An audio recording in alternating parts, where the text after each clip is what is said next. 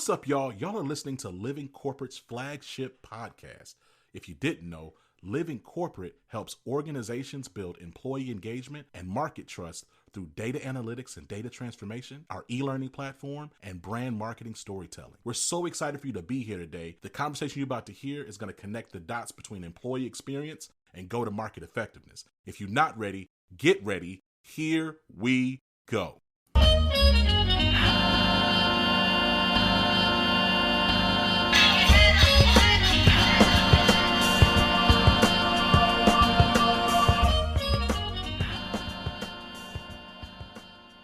Madison Butler, what is going on? Nothing. How are you? I'm doing well. Listen, you and I, we've known each other for a while. I say this platonically. God, dog, you are yoked up. You're looking great. Thanks. I was like, hey, yo, is Madison about to join a Marvel movie? Like, is she in the Fantastic Four film? Like, what is going on? Like, sheesh, you know how in shape you gotta be to look good sitting down? I was like, God, dog. I didn't platonically, right? I didn't ask you to do no 360. I was like, sheesh. Look, I got a little chest muscle. A little chest. Little chest. We're getting there. We're getting there. My word. Look, listen, to say that you're a friend of the show and a friend of me personally is like such an understatement at this point. I think about this moment. I think about this season. I think I just want to start because I've been having a lot of conversations these days with folks who are closer to the ground about just like the landscape of employment, right? Like I'm having those conversations pretty explicitly these days, just because like the job market is so crazy. I find your profile and your story, your background so intriguing, right? Because for those who don't know, HR executive, speaker, consultant, but seen as and are like a real influencer and leading voice on matters of employee experience and HR operations. And yet I saw a comment the other day that you posted on LinkedIn. There was like this executive and she was like, where are the HR voices? Like the people that we don't talk about, like I'm trying to like get plugged in and like, I'm trying to work with people. And you were like, I'm an HR voice and I'm sitting on my couch right now. Like, I'd love to just hear like your perspective on like the landscape and as much as you're comfortable, like your own experience in this job market, talk to me. So I'm absolutely at home. If I'm not at the gym, I'm at home on my couch, enjoying my mortgage. But I think there's this idea that you have to be everywhere doing everything to get noticed. And at the end of the day, you end up not only running yourself down, you end up burning a bunch of money that doesn't necessarily repay you. Do I think it's good to invest in your own growth as an HR practitioner or in any field that you're in? Of course. But that doesn't mean you have to attend every networking event, every conference, everything that costs $2,000. Like a lot of people who are doing like the actual work aren't going to those things because quite frankly, we don't have time. Like I'm a really big believer that like if I'm not being paid, you will not see me. You will not see me. And I'm okay with that. I think the job market for me feels really interesting, like as someone who owns their own business and consults really heavily, just like the way people have pulled back their budgets, the way people have pulled back kind of giving a crap about if they're providing experiences that are equitable, safe, or even valuable has really shifted from what we saw in 2020, right? Everyone was jumping through hoops to do the right thing or say the right thing or put up the right smoke and mirrors. And I think it's a combination of several things, one being the economy, one being the political landscape, and three, people can only fake the funk for so long. And we're seeing that all come to a head in 2025. And you want to know what? I'm going to tell you this. I hate 2025. 2025 is not for me. It's not for me. I'm hoping June and like further will be better, but like thus far, 0 out of 10 stars. I also think, interestingly enough, one of the things that you mentioned before we got on this call was like just the concept of being underemployed. I think, sorry, my dog is crying like right there. It's all good. Yeah, he's so sad. Which same, buddy, same. The concept of being underemployed, like so many roles I'm seeing that are VP, director of, are so overqualified in the job description and underpaid on the salary. Like seeing head of people roles posted for $95,000 is blowing my mind in places like New York City. What am I doing with $95,000 in New York City? Nothing. I'm living in a box. I'm living in a room where I share a communal bathroom. I'm seeing the same. Keep going. It's wild. I also think that, I've said this for a couple years. I really think we're going to see a shift in companies understanding the gig economy. As companies start to understand the rules of like what the IRS requires for full-time employees versus contractors, I think companies are going to take the risk out of the game. There's way less risk to employ contractors as long as you fall within the parameters of what a contractor can be and who they can be and what they can do. And so I do think that we will see more people joining the gig economy, which I think is lovely and great. However, I think there's a risk there, right? Because so many people don't understand how to pay their taxes, but their company's not doing it for them. They don't know how to go shop for health benefits in the market. Like there are all of these other things that come with being a contractor that are just different than being a full-time employee. But I do think we will see a really big shift to that world in 2025 and going into 2026 for sure. So much you said. I mean, one, because it's such a, for lack of better words, but I mean, honestly, it fits the capitalistic nature of our context. It's such a buyer's market that I'm seeing senior directors, senior VPs apply to like manager, entry level manager and contributor level roles.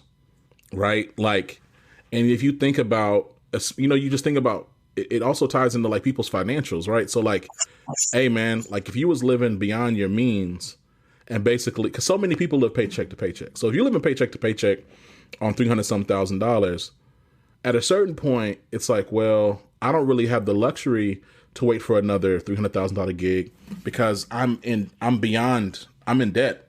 So I got to go find something to just like literally keep me alive. And if that means I got to apply to a job that's $95,000 or $100,000 or $70,000, well, so be it, because this is all I really know. And so like, it's a scary time, and like, I've also seen like, even in the job descriptions, you can tell like these corporations, these companies, they're taking advantage. Like they know. And especially in like the roles that we're talking about, like these non-technical roles, these like more white collar roles that are, that are just not like around engineering or something like that. Like there's just hundreds, thousands of people applying to these jobs. I mean, I just got on talking to a head of people at a tech company. She's talking about the fact that she posted a job on a Tuesday at like 9, and like 24 hours later, they had 2,000 applications. Right, so they had to close it down because they're like, look, I'm not going to get through these 2,000, let alone like anybody else that applies. Right, it's a scary season. Like, to your comment about the gig economy, and you're right. Like I remember you talking about that some years ago, and I've agreed with you since you said it. And I think I was saying something similar. It's like, I think the nature and the function of work, I do think that like people are going to pivot from being like, hey, I work at this place, to like, hey, I do this thing, and let me do this thing, and I do this thing for whomever. Right. So like that fractional model, which to me is like a really fancy way of just saying like you're a contractor, but that's fine. Like no shade to people who use that language. That's cool. Like, let's keep it sexy. That's going to be the norm, right? Like, hey, I'm a change management specialist, and I happen to do that at Pepsi. I happen to do that at Microsoft, and I do that at Meta. Right. And maybe between all of your little gigs, you have something that assimilates a full-time salary, and hopefully you're able to navigate and figure out your insurance. But I do think like unless something radically changes, that's kind of where we're going. Oh, you muted Madison. I will say, like, this is why I also scream this from the rooftops, like, teach your kids about trades. I think it is so easy to be like, you have to go to college, you have to do this thing. Guess what? The trades go nowhere. And the only reason anything else functions is because trades exist. And I say that as someone who's a child of someone in the union, like, he's been good my whole life. Yeah. And I just think that we get into this like, well, I'm better, I'm smarter, I'm, more deserving because I have an email job. Listen, I will tell you all day long, people who work in trades work harder than I do. Like, I send silly little emails all day. And I love my silly little emails, right? And I use my brain. I do hard work, but I'm not like out in 90-degree heat doing things. But I don't think we put enough emphasis on like the fact that there are other options other than coming to corporate spaces. I think for a long time, especially living in a Black family, like it felt like you had to go do that because it made your family proud. Everyone else had, really hard jobs. But I think we forget to have these conversations that these jobs exist, but they're not guaranteed. Because companies like this are so rooted like in economics, in politics, in whatever it is that white men want to do that day. And you're kind of beholden to that. It's kind of scary, right? Like, because like the nature of some of this work, it's like some of this work, some of these jobs only exist like in the context of like a large corporate entity. So like if that entity was to go away, well then what do you do? Right? And there's something to be said about like, man, like I have so much empathy and I'm genuinely terrified for people who, they were really good at this one thing that only existed in the context of this large, complex enterprise. Well, this enterprise has now decided that your job is redundant or AI is going to replace it or whatever. But you've been doing that thing and you've been really good at that thing for like 10 years. And now you're entering a job market. You're entering a market looking for a job, not only trying to find a new job, which on itself is daunting, even if there were a bunch of other opportunities, but you're looking for a job while also having to figure out, okay, well, how does what I do translate into this into this market so I can find another gig? Like that's scary, And so I don't want to like, I'm not trying to come on starting to pot off with a bunch of pessimistic, scary vibes. I actually bring all this up because, one of the several things I love about you, Madison, is that you're constantly looking for ways to like invest in and support other people that you frankly don't even know. Right. And so I noticed that as you continue to go along your journey, you've also started some other work to help amplify and give platform to others. Let's talk a little bit about Hire This Human. Like, where did that come about? And like, why? What is it about? Like, just break it down for us. So I kind of started Hire This Human because I was seeing people like post there, like, I'm looking, blah, blah, blah. But like, if you don't have a ton of followers or you don't get really lucky, like that post may not get a ton of visibility. And so I was really just thinking about like, how can I use my platform to make these people more visible? And I'm going to be frank with you. Like, I took a couple weeks off. I went through a crappy breakup and, so I haven't really been on the internet. But I did it because I wanted to be able to use my platform for good. Like, I feel like as a content creator, as an influencer, like I do have a responsibility to not just do this for me. I think doing it for myself is not only self-serving, it's selfish. And unfortunately, like, it's just not authentic to who I am as a person. And so I just, if I could give everyone a job, I would, right? Like I think everyone deserves to get a bag. But I can't do that. I'm not Elon Musk.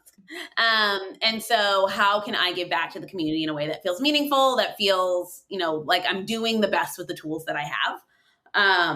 So I did it and, it's been good. I have to get back to it. I'm going to get back to it on Monday. Now that I'm feeling better about being back online. But again, like, I just think this is such a weird world that, again, like, I think it's so important to think about like who people are as humans and not just their resume, right? Because at the end of the day, you can teach people to do lots of things, but you can't teach them to be who they are. And I wanted to remind organizations that like when you hire people, you are hiring exactly who they are.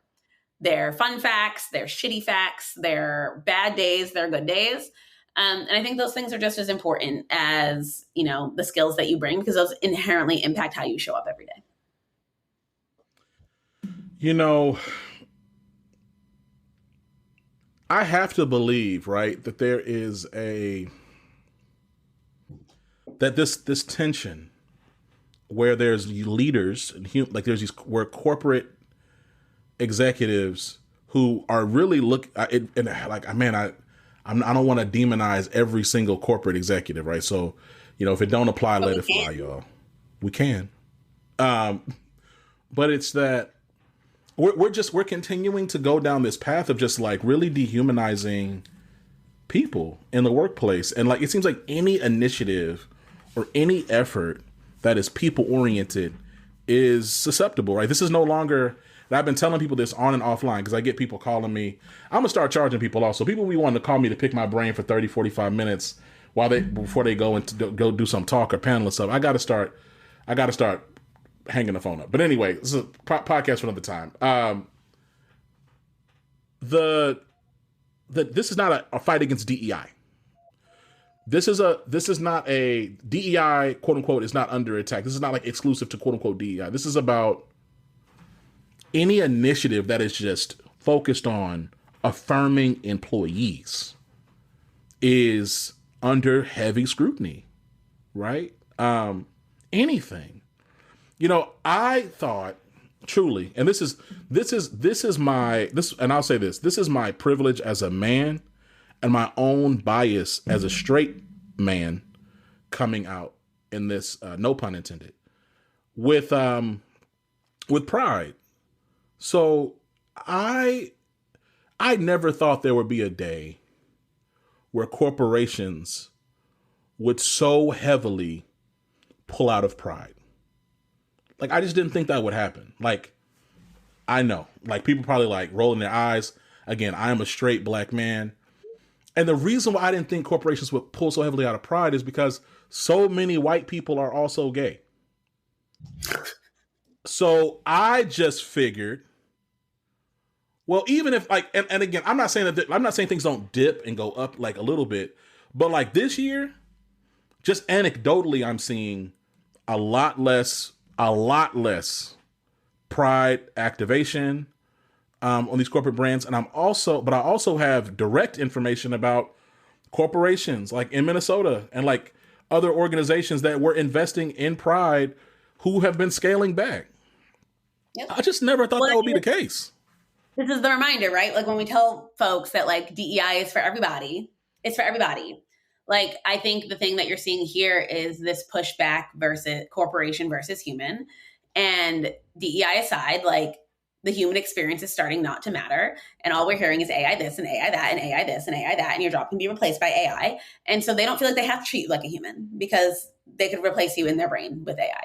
Forgetting that so much of what we do is actually human required because communication is so much of our jobs. And you can tell me all day long that you can replace that with AI. Spare me, please.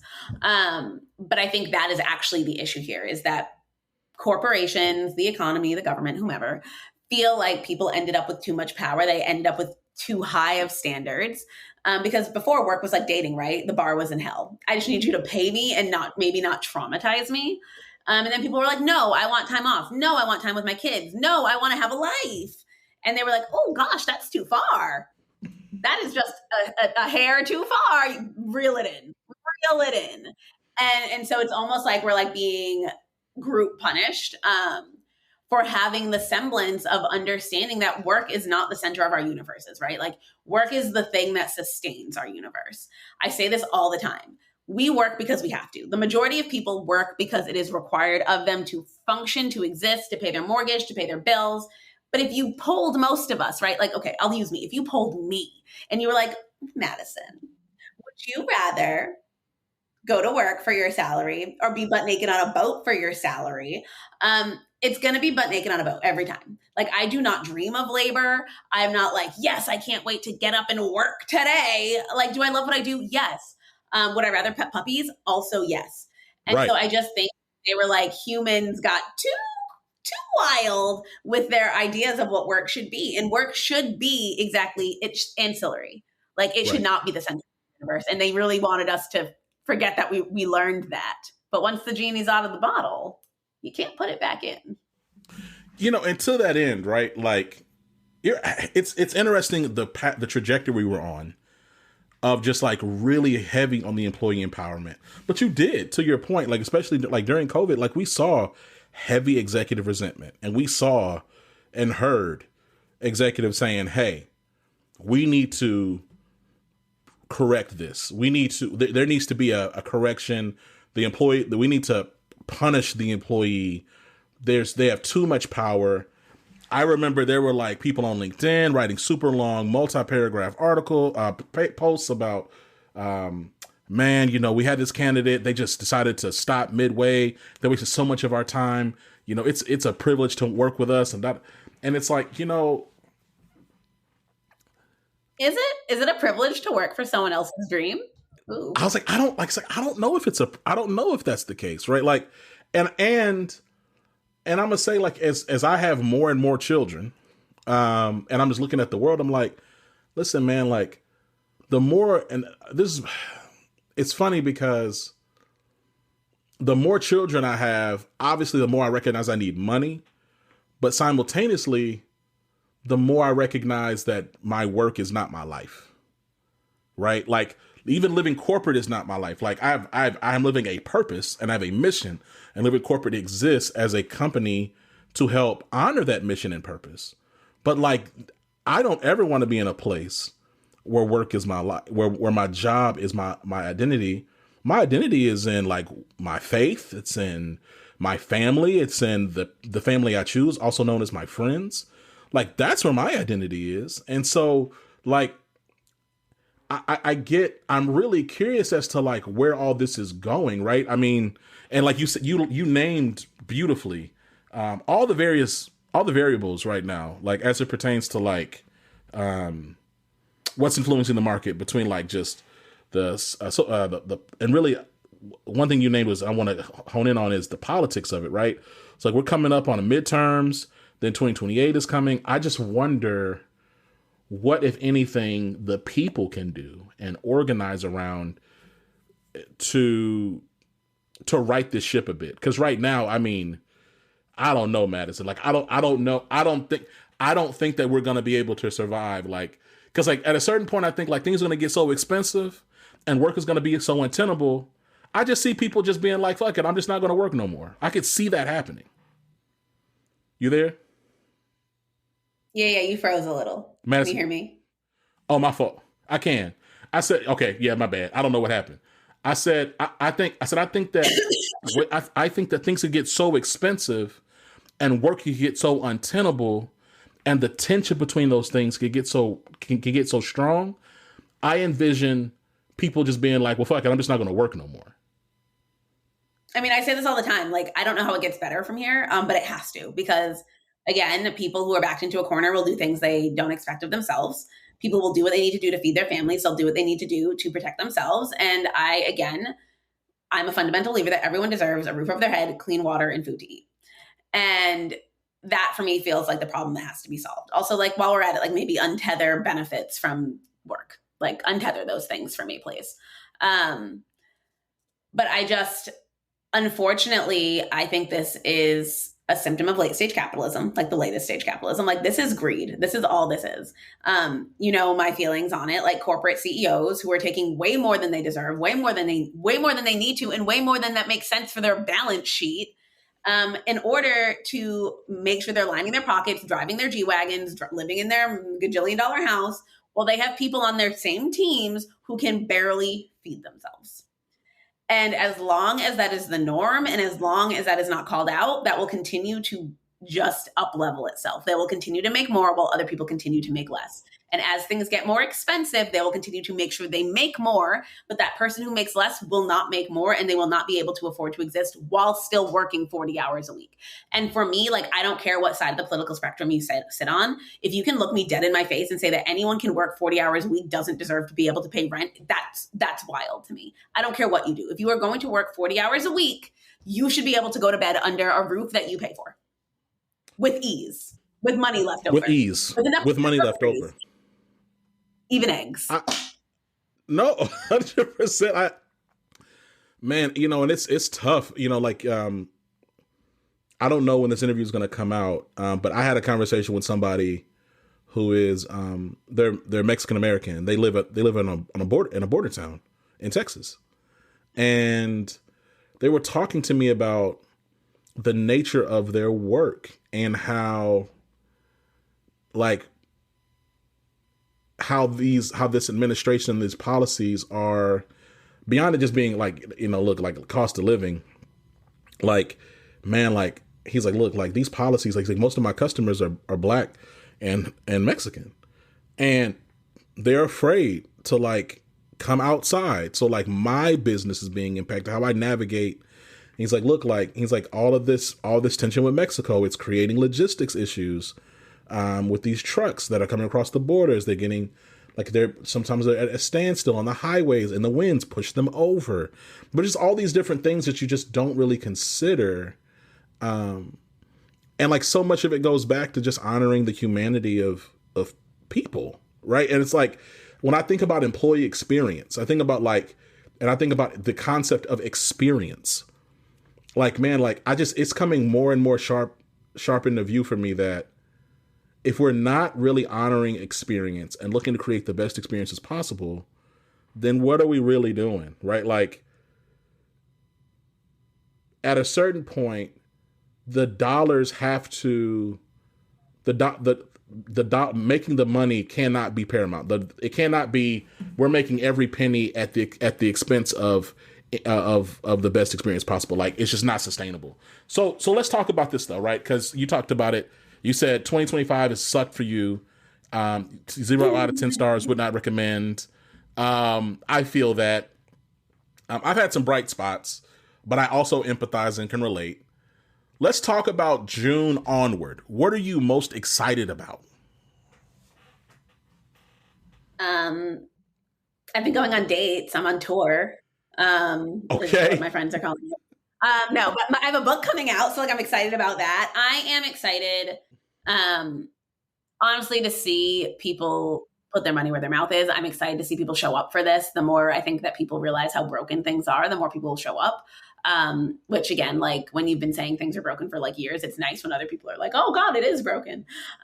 You know, for me, I think I'm just excited to be out of 2025 at this point. So, for me, I really think that I am excited to see maybe how things change or how people choose to stand up for themselves in this space.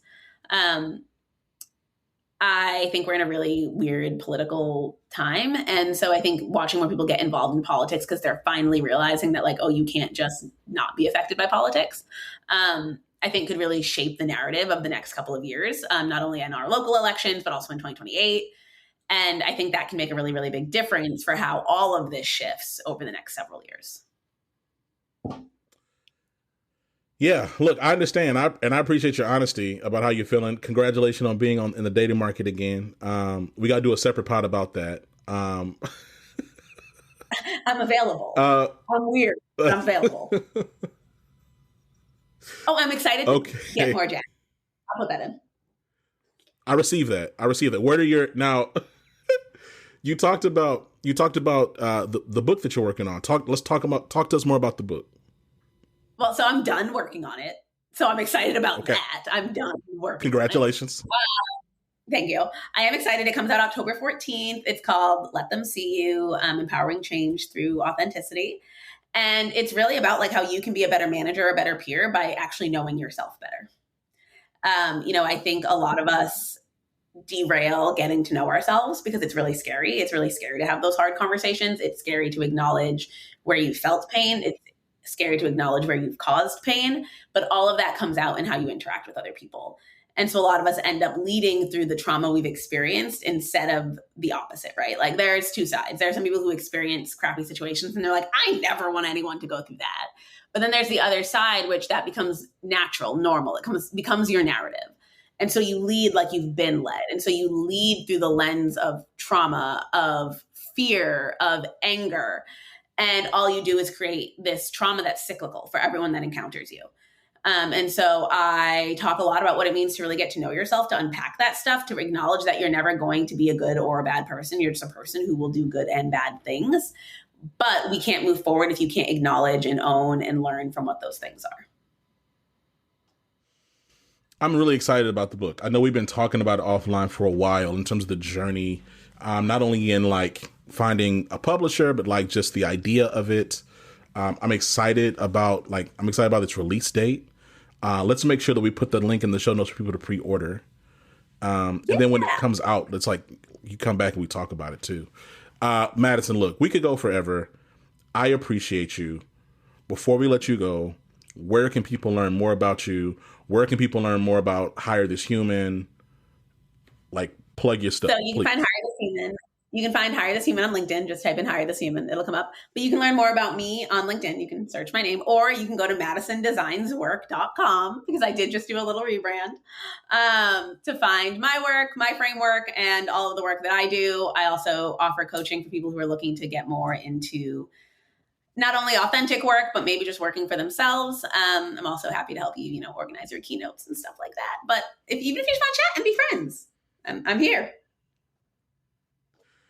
Madison is really good people, y'all. Make sure y'all check out Hire This Human. Make sure y'all check the links in the show notes to learn more about everything she has going on. Madison, I love you. I appreciate you. We're going to talk soon. And I think I'm going to get my I'm going to get my personal training certification. So stay tuned. That's really exciting too. Yeah, congratulations. And y'all need to make sure y'all watch the show on YouTube and on our Patreon. Madison looks excellent, y'all. She is ready to go. I promise, if it was me and Madison in a dark alley and 15 ninjas came out, Madison taking out at least 8 of them ninjas. Facts. I'm preparing for the end of times. I want to make sure I'm ready, because I don't want to have. I just got done watching Paradise on Hulu. Oh my God, it's so good. Isn't it good? It's so. I was really like, I was like, bro, I gotta really step it up in the gym, dog. Like, what if something happens? Like, they were all running all around. It was crazy. So no, I'm just saying, like, it's been top of mind for me, like the past 2 days. I've been just looking at this show's like, man, poop hits the fan. A lot of people are gonna be in trouble. Anyway, another pod for another time. Madison, we'll talk to you later. Bye. Bye. All right. Living Corporate is a podcast by Living Corporate LLC. Our logo was designed by David Dawkins. Our theme music was produced by Ken Brown. Additional music production by Antoine Franklin for Musical Elevation. Post-production is handled by Jeremy Jackson. Got a topic suggestion? Email us at livingcorporatepodcast@gmail.com. You can find us online on Twitter, Facebook, Instagram, and living-corporate.com. Thanks for listening. Stay tuned.